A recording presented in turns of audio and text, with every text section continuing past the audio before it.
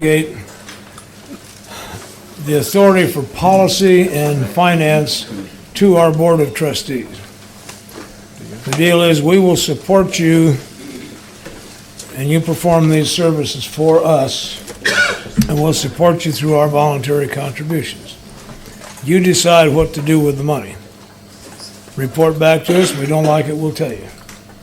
But they are responsible for policy, for instance, public relations policy. We've delegated to them completely. Again, if we sent back to the groups, it would take forever to get anything done, except through the conference. But public information spots, for instance. I was on the PI committee. Wonderful committee. It was chaired by old Ralph Rosenberg, who invented Elsie the cow, by the way. It was full of PR people, public information people, and advertising people. He chaired that with a cap pistol. He didn't have a gavel, because it was that kind of a meeting. He had a pistol. Ralph had a sense of humor. And we had to be guided by the principle of attraction rather than promotion on a committee that was filled with people whose whole life was about promotion. And it was an interesting time. One of the things I learned, one of my adversaries on that committee, there were a couple things I'd like to share with you because it translates to this, the responsibility and authority to do these things. We had a good radio spot for young people. There were 6 young people who, in a 30-second spot, simply introduced themselves, made a real quick little pitch, and then it moved on. It was just a little attention grabber. The problem was, of the 6, 4 of them introduced themselves as alcoholic and drug addict. Now, many of us on the committee said, we can't send that out. One of my adversaries said, but it would be fake if we don't, because that's what's happening in AA today. And we bickered for a while, and then I listened to what he really said. He said, in all the meetings I attend, that's what's going on. And he was from New York. I'm from Colorado. That isn't what goes on. He was giving me his honest experience. As far as he's concerned, that did represent AA today. As far as I was concerned, it didn't. So after discussion, it was decided we really should take that out. My favorite was one of the best videos I've ever seen for a public information piece. You got a shot of a guy leaving work and getting on the train, and it's obvious he's going to New Rochelle. And then it takes a quick cut to his little family, a wife and a couple kids in New Rochelle.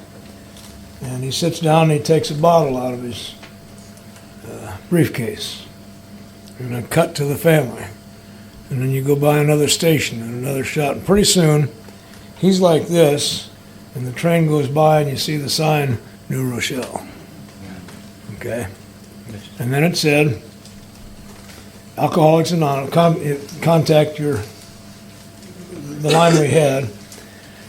For more information, contact Alcoholics Anonymous and a number. And then it said it works. It really does. And that's where we had difficulty. Okay, up to that point, I can go with it. It works, it really does. That's promotion. That crosses that line. Had we brought that back out here to all the groups, we'd still be fighting over that. But we know from being group members essentially what the reaction out here is going to be. So we've delegated to this committee the authority and the responsibility of putting that thing together so it can then go to the conference. Conference still has to approve it. But on some of those PI spots, we've given them the authority to just put them out with the delegate's approval. It won't show in your area unless you approve it. But they can produce it and put it out. They decide how to spend the money. Have any of you seen it, Sherby sitting in a cell? You like it? Yeah. It took 2 years. Wow. And you got it because of the right of decision. The conference action that brought that about was to develop, to do a study on the feasibility of a film strip based on the pamphlet It Sure Beats Sitting in a Cell. That's what we were charged with as trustees. So after the conference, we went to work to see about that, and we found out a film strip was not feasible right off the bat. It took a special projector called the Duquesne projector. And damn few people had it, and none of the prisons had it. So this would not have been a good way to do it. But we'd been listening. What the conference was really trying to say was we need some kind of visual aid to go behind the walls, because the average reading skills of inmates at that time was between 3rd and 7th grade. So we needed to develop some sort of visual aid, and we heard what you said. So we checked into a film. Now, part of my job as trustee at large was to go around and develop information. At least that's what I thought. So I went to all the forums and area assemblies. I mean, I was there in your area assembly. I was at Prosser. I was wherever. I'm in Mississippi, and I mentioned what we were thinking about doing to the corrections chair in Mississippi, and he said, well, the idea is good. I'm not too sure about a film. We have 72 prison units and one 16-millimeter projector. So I'm not sure that'll work, but every unit has a VCR. Have you ever thought of putting it on VCR? We hadn't thought about that. Isn't that amazing? Okay. We hadn't thought about it. At that time, all of our films were produced, AN Inside View and all that. You could buy it for, I think it was $125 or $150, or you could rent it. It was expensive for the groups to get their hands on it. So I told him, here's what I'll do. If you'll write that to the committee, I'll carry it in. We'll cover it from both ways, so the idea will definitely get in. And we kicked it around, and it became clear the only way we could make a report back to the conference on a visual aid was to have some footage. There's a team of filmmakers, the Chromies, a man and wife who did AN Inside View and some others. They're excellent. They know AA, and they're good filmmakers. So we contacted them to get a price. $180,000 to do a video, and they gave us a storyboard as to what it would look like for us to look at. But it meant to present this to the conference, we had to take a risk. We had to spend $32,000 to actually get the storyboard developed and 4 pieces of film, because it was in 4 segments, as you know, so the conference could see this is what it'll look like when it's finished. If the conference approved it, that $32,000 would be part of the $180,000. If they didn't, we just spent $32,000. This gives us the duty to do that, to make a presentation to you as to what you really wanted at the conference. Well, of course, what came out of it was It Sure Beats Sitting in a Cell, because it's really a well-done piece. We also then sent out with that the idea that don't just show this film. This should go along with AA members, so that after seeing the video, now you can, it's only 17 minutes. Now you can have discussion about it and field questions.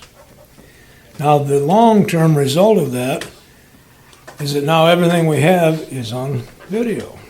We can produce it and sell it to you for $15 a copy, and every group that wants it can have it. All of our films and stuff went on to video. So the decisions that got made had far-reaching effect. That's consistent with this. The trustees are given the authority to decide how to spend that money for AA purposes. It still has to come back to the conference for final approval.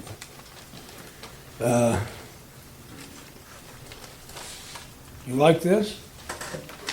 It took us 10 years. God, that was funny. Some people think that big blue book is a holy book.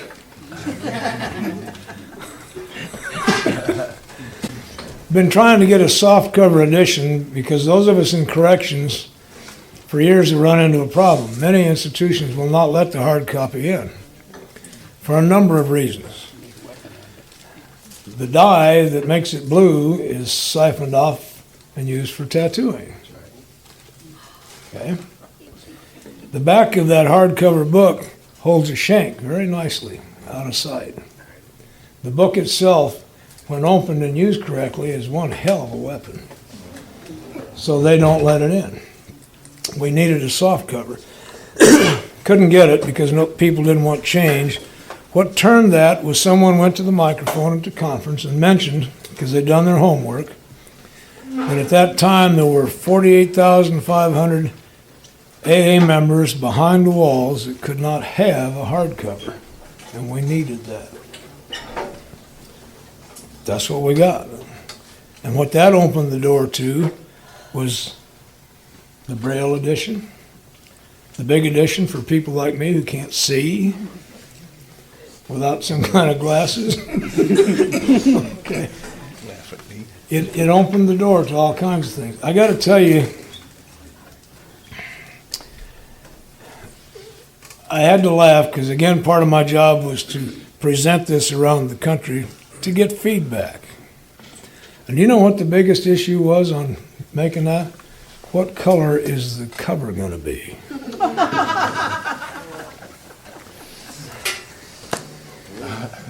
That caused more dissension than if we'd have made changes in the book, it wouldn't have caused much trouble. Oh.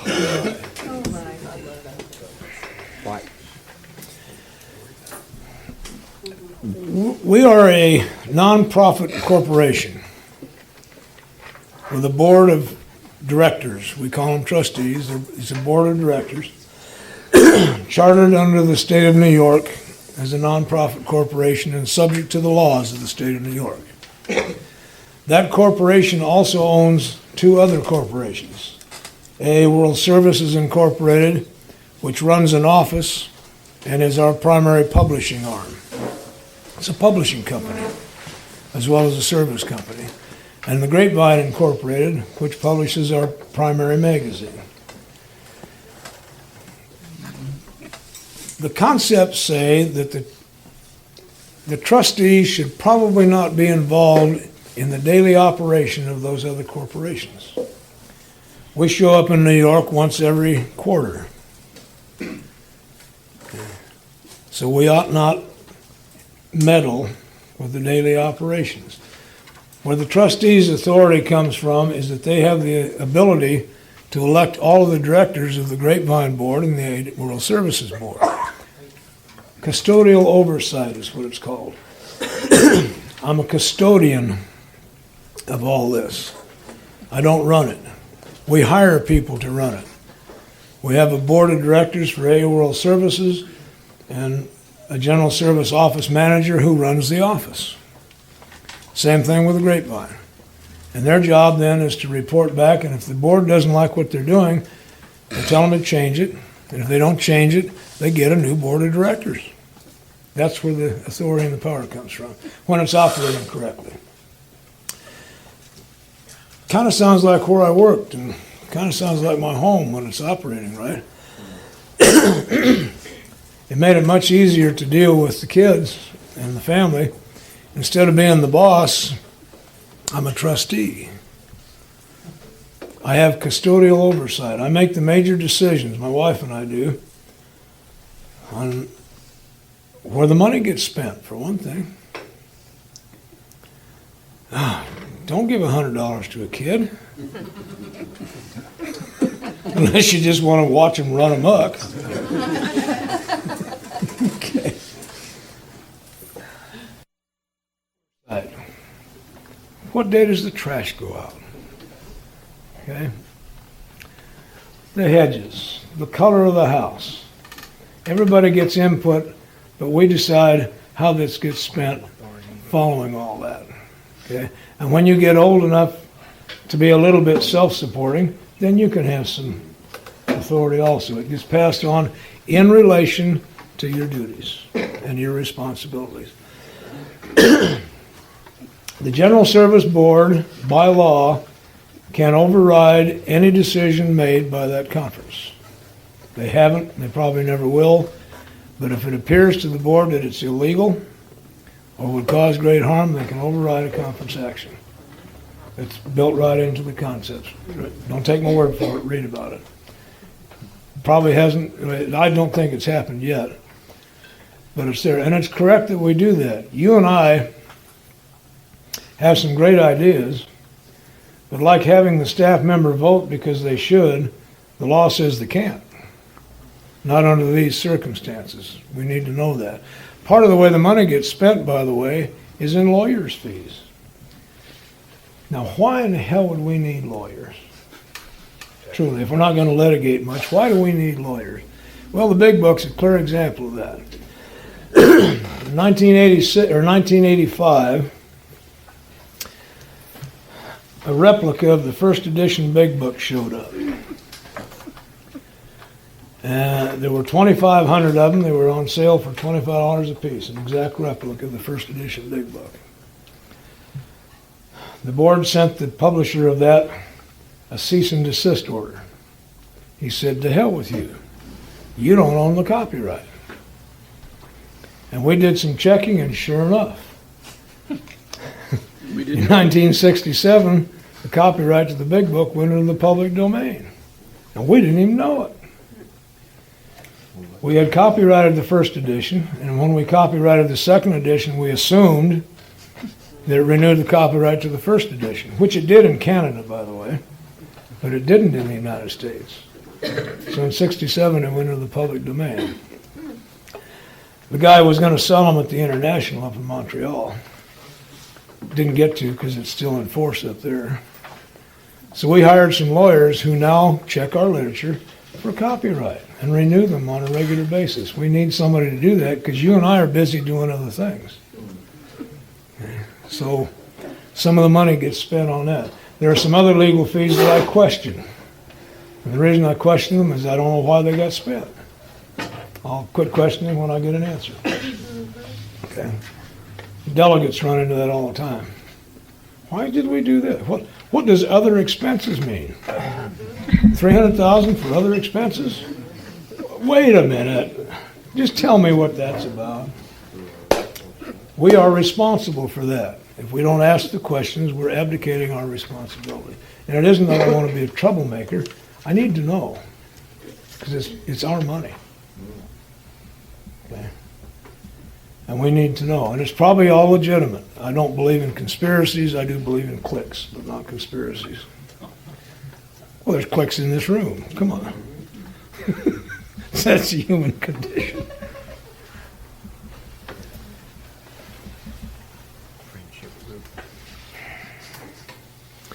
The way we pick our leaders is addressed here.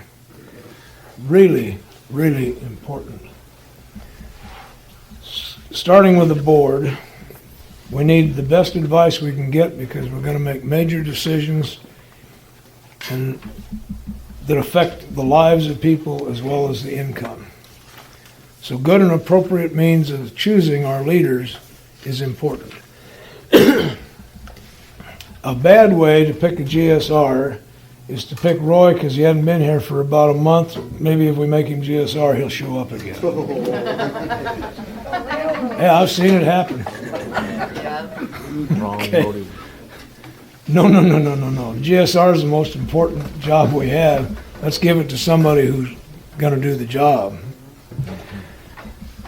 We become irresponsible if we don't tell the GSR what their job is. The average length of time of a GSR is 90 days. And the major reason for that is that they don't know what they're doing.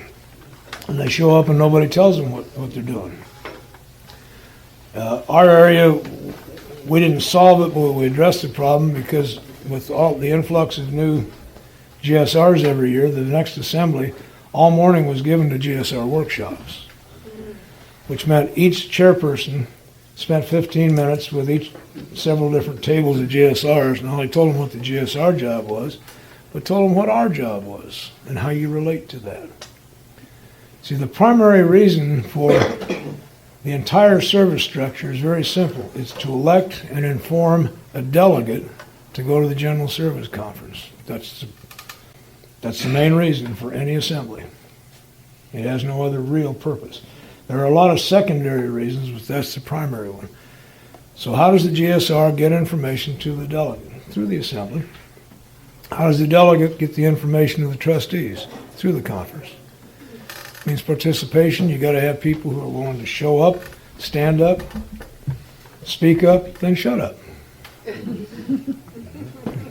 Oh, that was good, right there. I'm like, who? Did I say that? Do you follow that advice? Yes, sir, I do. Yes, sir, I do.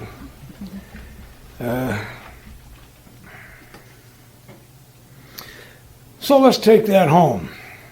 If we're going to operate by these principles, that means the 3-year-old does have a voice. Okay. How are we going to delegate that? Well, as I mentioned, my wife and I have 2 votes and each kid has 1. So when it comes down to the final thing, we make the decision, but everybody participates. Bumps in the night. What are we going to do about bumps in the night? Noises. Does that scare you? Yeah, says the 5-year-old. That scares me. I don't know what to do. Well, let me see. Maybe I know what to do. Let's say we hear a bump in the night. How about if you get real quiet and I go check on it and see what's there, because I can see in the dark. You can? Uh-huh. I can. And I know about bumps in the night because I've been around a long time and I've heard a lot of them. And, oh, okay, I'll trust you. Then we come home one day, and that trust has been going on. The deal is don't leave something on the stairs. Girls were up in their very early teens when we came home one day, opened the door, and it was very clear we had been burglarized.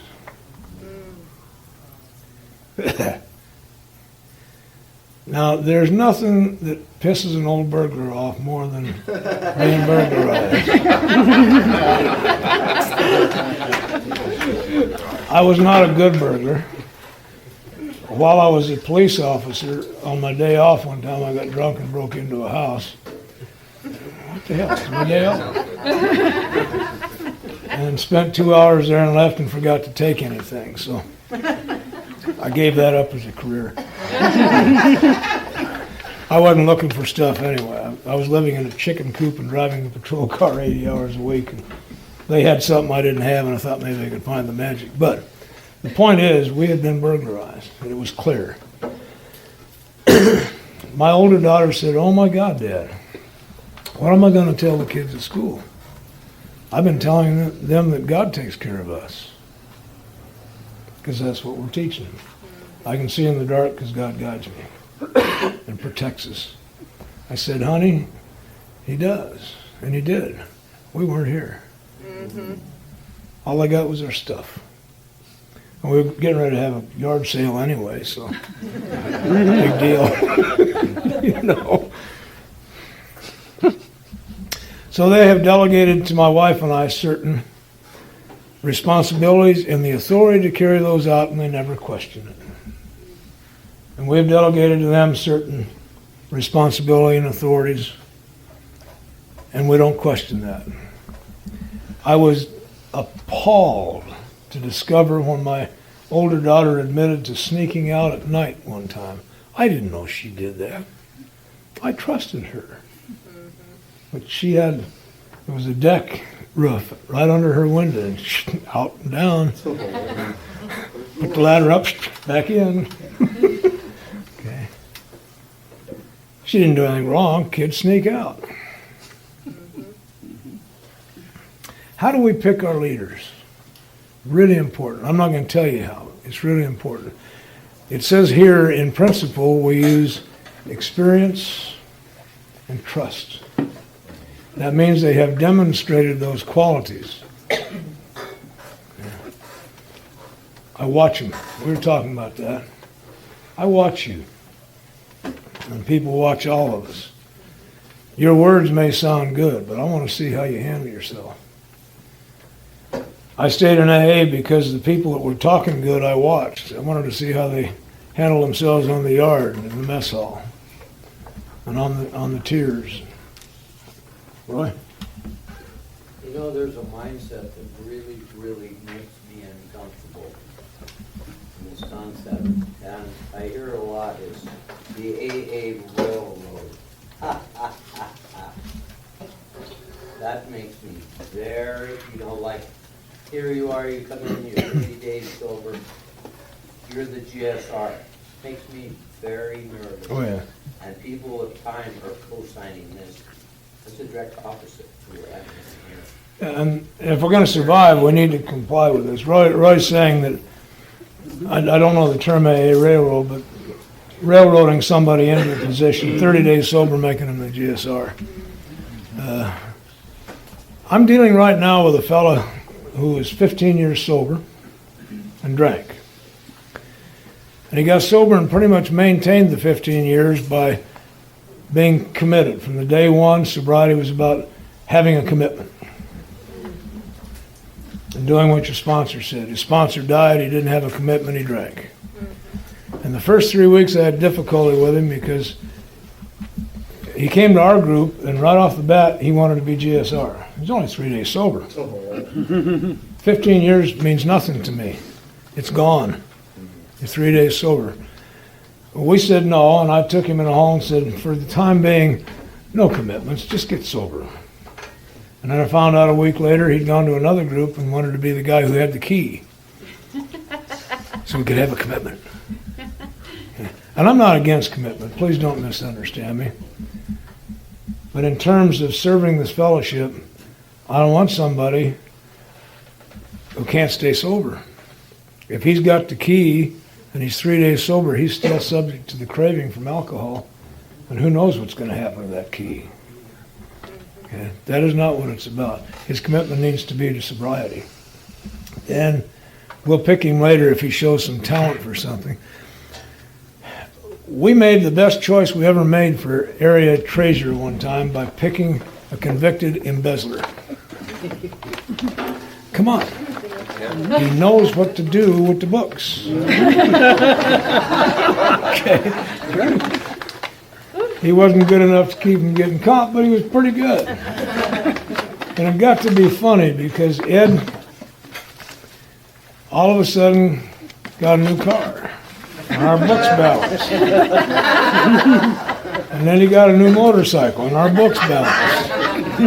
And then he got a house and our books balanced. As long as the money was there, we don't care.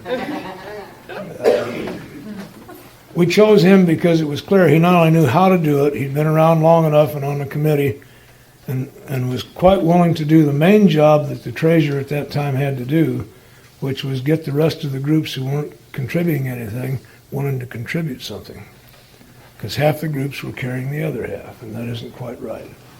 And to do this in a way that doesn't just fundraise, but to get them interested. Why would I want to do that? Why would I want to send you money?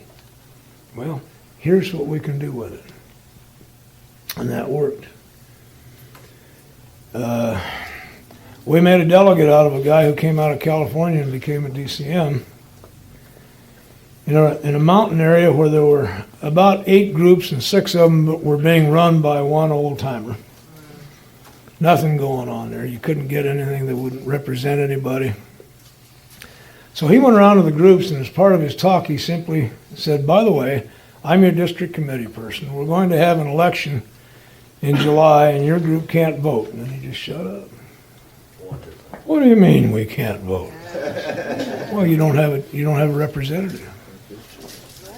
They formed groups. We had 60 people at that election.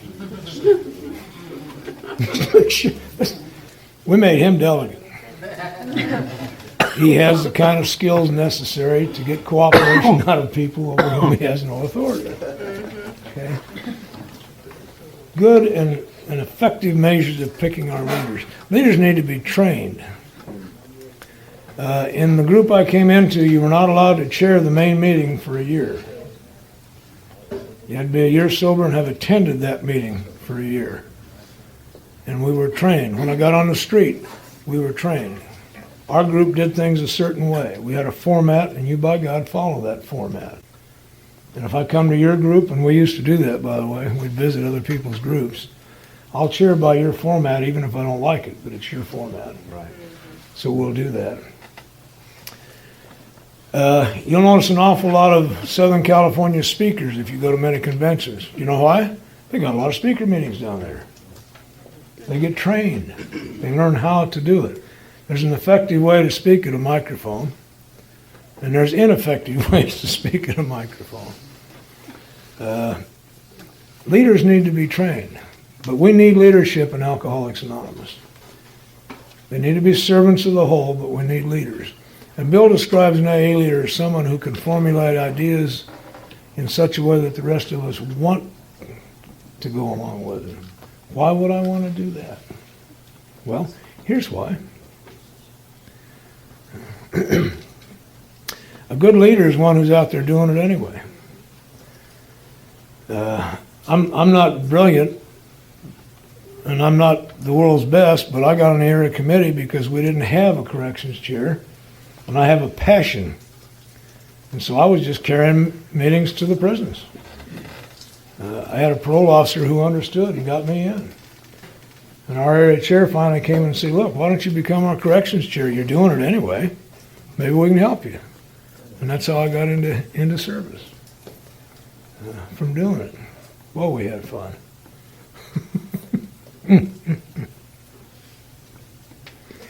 Every service responsibility should be matched by an equal service authority, with the scope of such authority well defined. GSRs drop out because they don't know what they're supposed to do. It's in the book, but that doesn't really define it. In my group, and it's been this way since it got to AA, if you're the GSR, we will honor you by giving you time to make that report, and that's part of our meeting.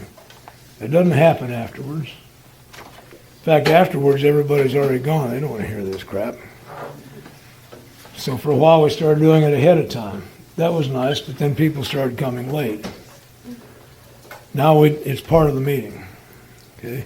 If we're going to ask you to go there and give up your time, we're not only going to listen to you, we want to listen to you. We want to know what's going on. We want to be part of AA as a whole and have some input into that. Right now, Colorado's big deal is, should we have a fourth assembly? We used to. At our area convention, we had an assembly meeting all day Saturday. And they did away with it for some reason. And some of us think we ought to go back to that. It exposes the rest of the fellowship to service, because they can come in and sit down and watch what happens. And it gives us time to do some business that we don't have time to do in just 3. But whether that happens or not, it's up for discussion again. And my group wants to be part of that discussion. We have some input. And we're willing to listen to reasons why not to. The only reason I've heard so far is that they're afraid that they're paying their GSR's expenses, they'll pick up their check and then just go to the convention. That's kind of a poor reason not to have it, I think. But anyway, see what I mean? Every service position in Alcoholics Anonymous is well defined by either tradition, custom, written down somewhere. In here, if you want to know what a committee does, it's written down in here. One of the fun things I had with Trustee at Large is it didn't have much in here, so we developed what Trustee at Large does, so it could go into this service manual. Because I was lost. Truly lost. There was no constituency. Of course, there isn't any anyway. But when you pick a leader, tell them what they're supposed to do. Support the leader. If you don't like where they're headed, stop them. And if they don't stop, just get off the train. Don't go with them. Nothing will bring a leader back to the group faster than turning around and finding there's nobody there with him.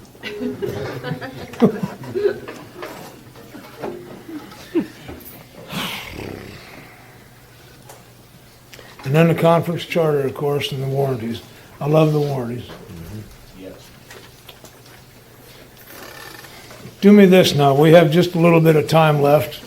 We can stay here all day, but I'm not gonna. We have this microphone, and I've really tried to cover what takes about 6 weeks in a couple hours here. Would you do us all a favor and come to the microphone and either make a comment, an inflammatory remark, or ask a question, or we'll quit now. And I know we haven't done it all, but what do you need to get out of this before you go home to feel you got what you came for? Okay? It's your party. Will you come back and do another one? Sure. I don't need the microphone. Yeah, they need it for this though. I know.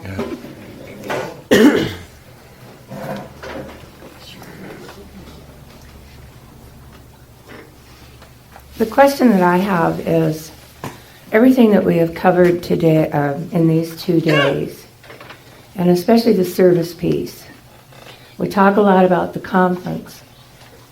Does this apply to all of the service area, district, group? Because I think there are people who get confused with that, especially with the concepts, because they talk constantly about the conference. These are spiritual principles that apply in all of my affairs. And what works here, if it doesn't work at the group level, it isn't going to work here either, because the group's created this. And while this delineates and describes conference activity, the principles behind it fit very nicely in the group and in the area. And quite frankly, the area is the conference. All area committees are there to elect and inform the delegate. All other reasons for being there are secondary. If you got no other business done, if you had 3 assemblies a year and every minute of it was taken up helping your delegate, that's what it's for. Fortunately, we don't have that much business to do. A really doesn't have much business doing business. Ooh, that was another good one, Roy. Where's this stuff coming from?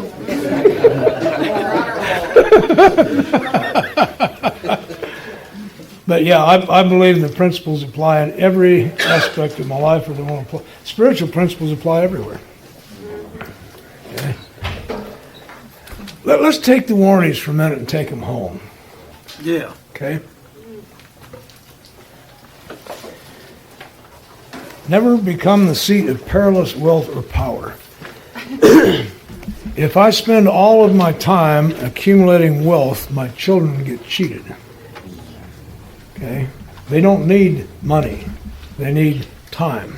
They need me. If I'm asserting power over my family all the time, I don't have a family. People asserting power over me cause instant, immediate, automatic resistance. And the same thing happens with children.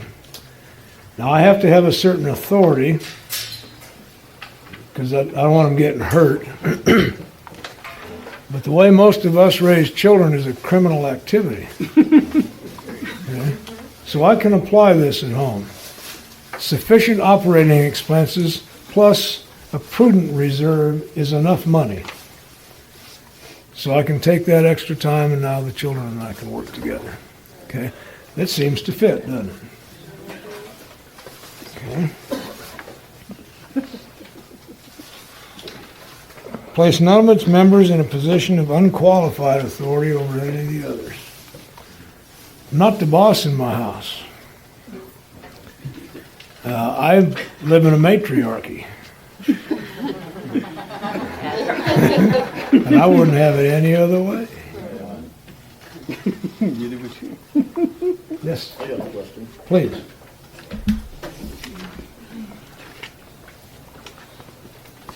I'm Bill Martin, and I'm an alcoholic. One of my members, the oldest member of my family, he thinks it's his job to discipline the other 2 members. What do you do about that? What would I do about that? Say no.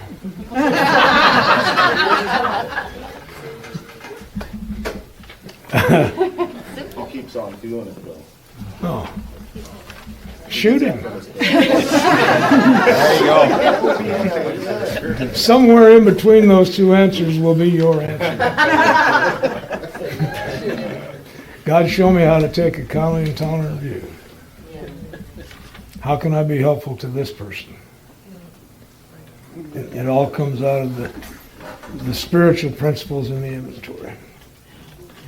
We realize that the people who harmed us are perhaps spiritually sick, just like ourselves. Show me how to take a kind and tolerant view. How can I be of service? And we can't be of service to everybody. But God will show us how to take a kind and tolerant view. It doesn't answer the question, but it answers the question.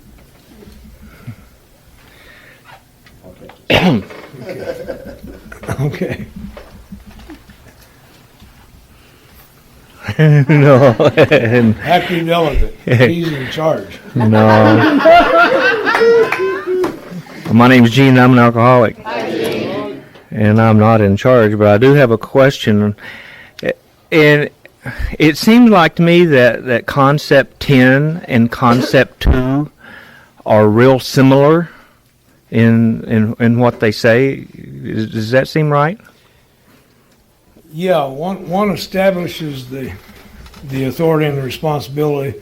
The other details how that's going to be carried out. Bill's very specific with that. The second one says they are the principal planners. They have the authority, and the 10th kind of tells us how they pick the committees, the custodial oversight, the ways in which that will be done that's acceptable. Very similar. And that's the reason he put it in 2? I think so. I don't know, but it makes sense to me that way. Bruce, an alcoholic. I was just sitting here thinking about, the warranties and the concepts. If we were to strip the warranties out, would that make these concepts viable, or are the warranties an absolute necessary part of the whole in order to ensure or guarantee that principles are practiced? They are that vital. They are the modifiers. They make sure that my ego does not get caught up in the power that the other gives me. They're the only part that can't be changed. Oh. Can't change it. You can't change them. You can change the rest of them, but the warranties cannot be changed. The conference doesn't have the power to change it. You and I could scrap the whole thing, but the conference can't change that. Hang on a second, Roy. Hi, my name's Kevin. I'm an alcoholic. Don, can you break down how much of your time goes into your service work, your home group work, and then your individual work with your different people that you work with in the book? Do you have any general concept of how much a general service takes away from you, your home group takes, and then your individual work with other people, just so we can get an idea of what you do? Never thought about it. No need to. A bunch. I don't know.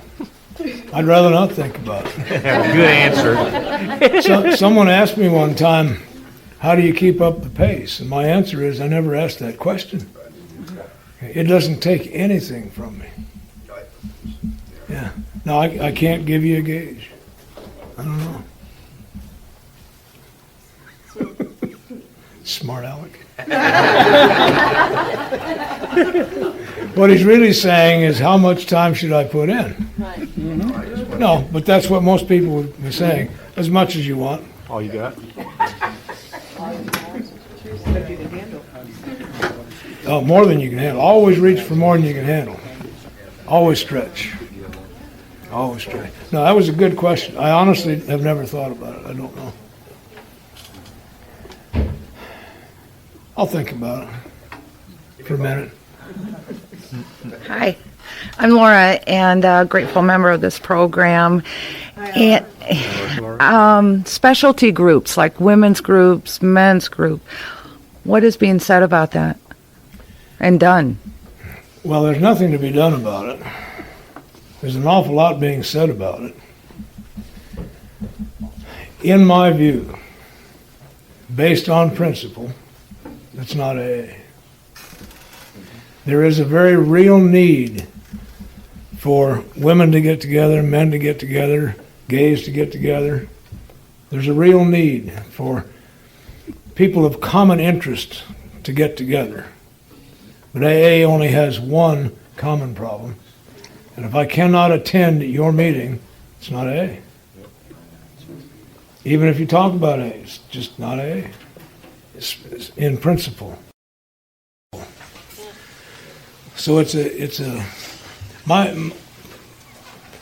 of my best friends and my former sponsor belongs to a very fine men's group in Indianapolis. I've never attended it, and I never will, because it's not AA. And I like to jab him with that. Bet you do. One of the most important things in my life was to learn how to live with women decently. And if I'm hanging only with men, I'm going to learn about women from men who don't know anything about women. I need to learn to interact by learning to interact. That does not set aside the fact that there is a need sometimes for folks to get together. So I do go to men's retreats.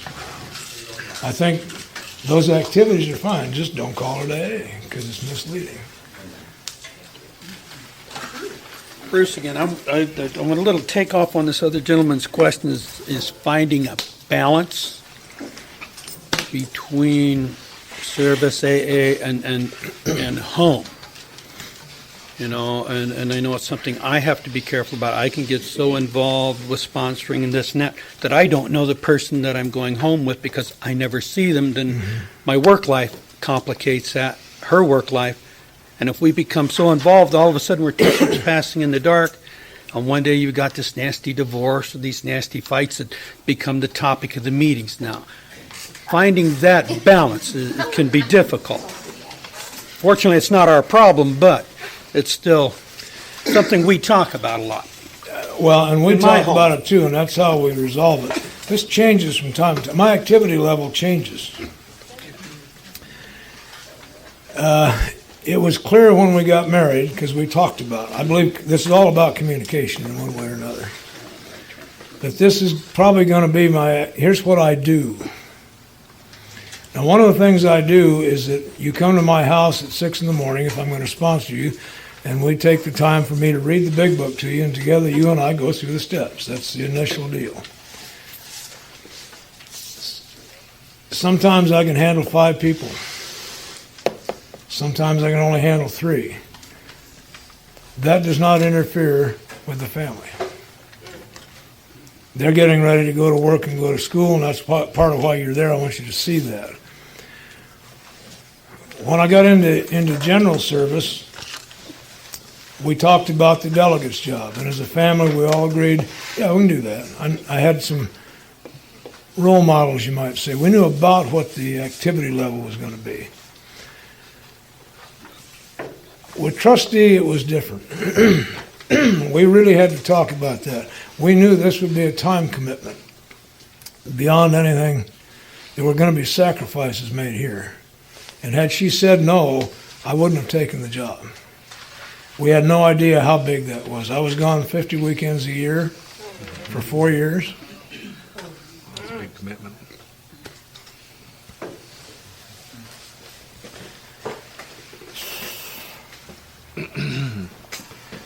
Plus time during the week. Business went to hell. There's just all kinds of things. The positive benefits outweighed the negative, but the fact is, the family made a big sacrifice for that. And that needs to be acknowledged. Had that not been, I couldn't have done it without previously getting the okay. We all had to understand this is what's going to go on. Out of that came a wondrous thing that's better than balance. When I'm here with you, I am all the way here with you. And when I'm home, I am all the way home. So it's the quality of the time that we put together, not the quantity. There are times when I will not answer my telephone. Sorry. If you need a crisis counselor, here's the list. Okay.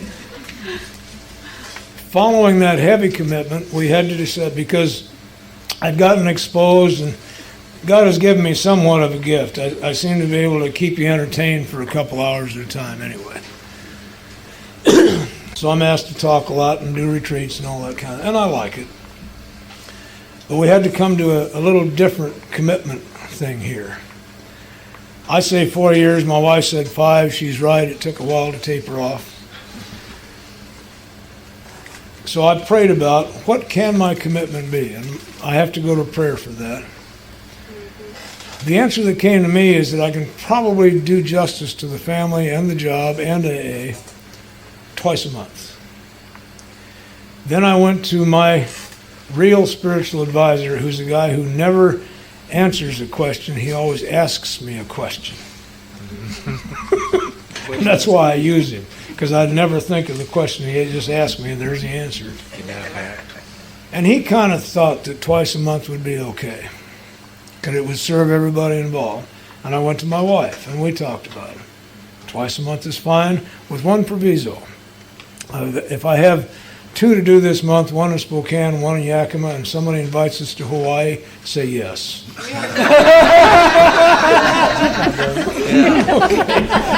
Smart lady. Oh, yeah. So the balance isn't so much in the time and the activity, it's in the quality of what I put out. And then I truly believe that God takes care of all the rest of us.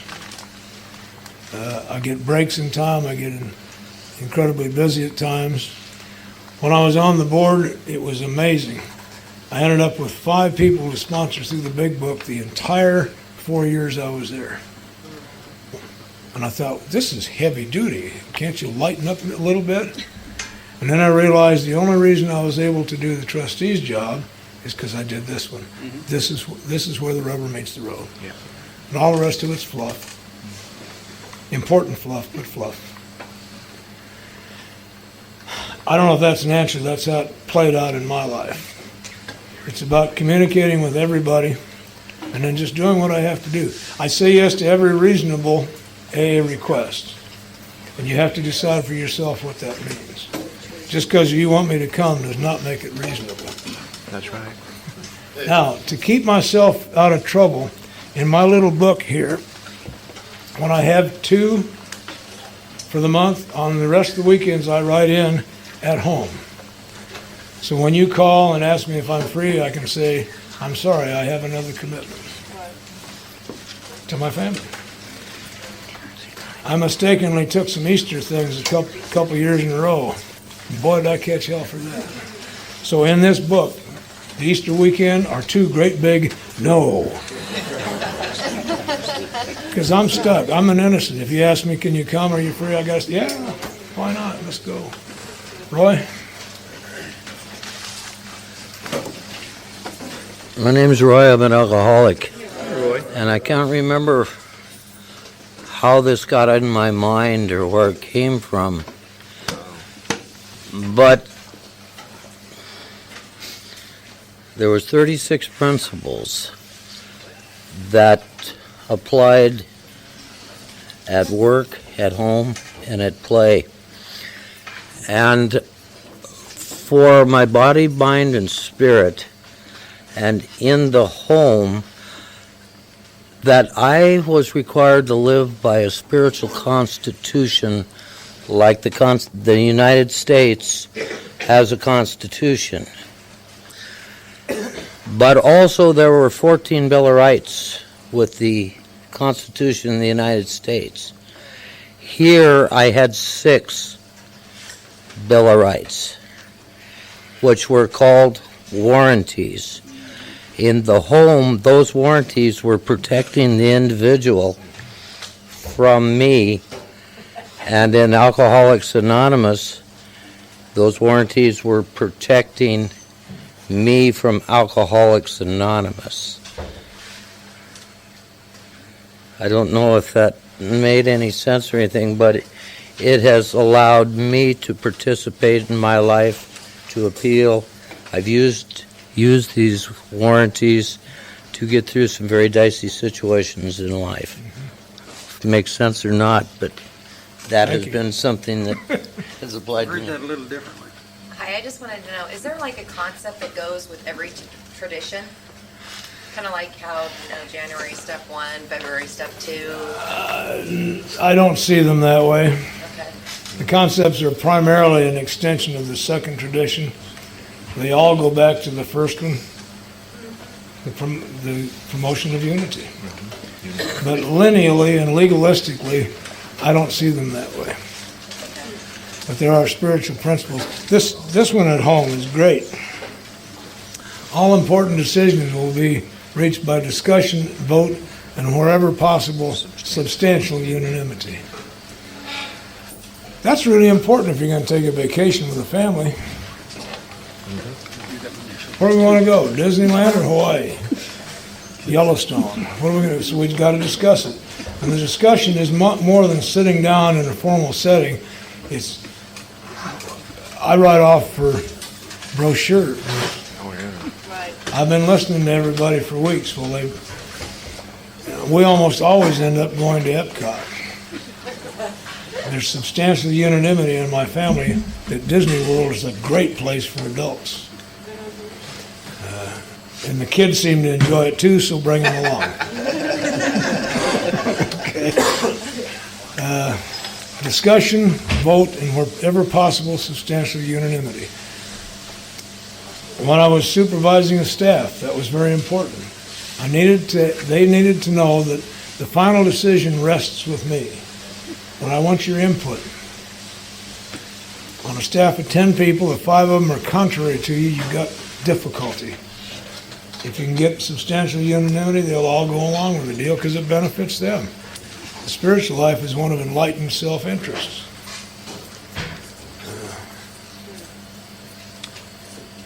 So anyway, we do a lot of discussion in our house, and we wait for substantial unanimity.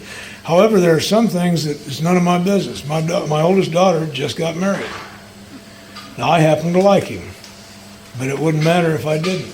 It's her choice. Okay? You didn't get a vote? I didn't even ask for one.